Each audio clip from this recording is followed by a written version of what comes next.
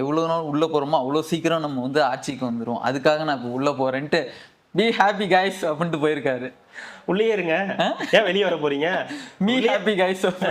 இல்ல மக்கள் எல்லாருக்கும் சந்தோஷம் தான் வச்சுங்களேன், திமுக காரங்களுக்கு சந்தோஷம் தான் உள்ள இருக்கிறதுல.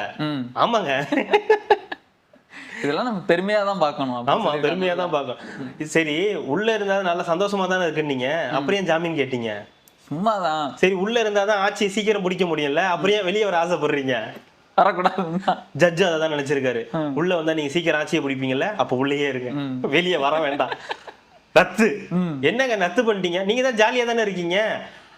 ஆமால, சரி நான் ஜாலியாவே இருக்கேன், அடுத்த தடவை கொடுத்துருங்க, அடுத்த தடவை பார்ப்போம், இப்ப எடுத்துட்டு போ அப்படின்னு சொல்லி அமுச்சு விட்டாங்க. கொடுத்துருப்பாருங்க, நீதிபதி கொடுக்கலான்ற எண்ணம் எல்லாம் வந்திருக்கும் பேச்சு. இல்ல, அவர் வர வழியில அந்த வீடியோ பார்த்திருப்பாரு. சிஎம் சார், நீங்க தான் உங்க பையனோட இல்ல, உங்க பையன் தான் உங்க கூட இல்ல, எங்க அப்பா கூட நானா இருக்கேன் அப்படின்னு. அப்படியா, அப்ப சரி ரைட் ஓகே அப்படின்னு சொல்லி எனக்கு அதை பார்க்கும்போது திவ்யா அதான் ஞாபகம். அது போட்டோடனே சரி ஓகே தம்பி, அப்பா உள்ளே இருக்கட்டும். அப்பா கிட்ட கேட்டேன், நல்லா தானே இருக்குது, ஜம்முன்னு இருக்குது அப்படின்னு இருக்காரு. சரி ரைட். அதுவும் இல்லாம ஆர்எஸ் பாரதி வேற சொல்லியிருக்காரு, சிறையெல்லாம் வந்து சுத்தமா வைங்க, நாங்கெல்லாம் இனிமே அடிக்கடி அங்க வருவோம் வைப்போம் அப்படின்னு வந்து சொல்லியிருக்காரு. அதனால சரி சுத்த பத்தமா தானே இருக்கு, ஆமா நீங்க புழங்காத மாதிரிதான் அப்படின்னு சொல்லிட்டு வந்து ஜெயிலரும் வந்து சொல்லி ரைட் ஓகே நல்லா இருங்க. ஜெயிலரா? ஜெயிலர் மீன் ஜெயிலர் கிடையாது, ஜெயிலர். அவரு எப்படி சொல்லுவாரு? அவரு தானே அவருக்கு அவரு பிரச்சனை, அவரு சொன்னாருன்னா அங்க வேற அவரு படம் ஏதாவது பிரச்சனை ஆகும்ல.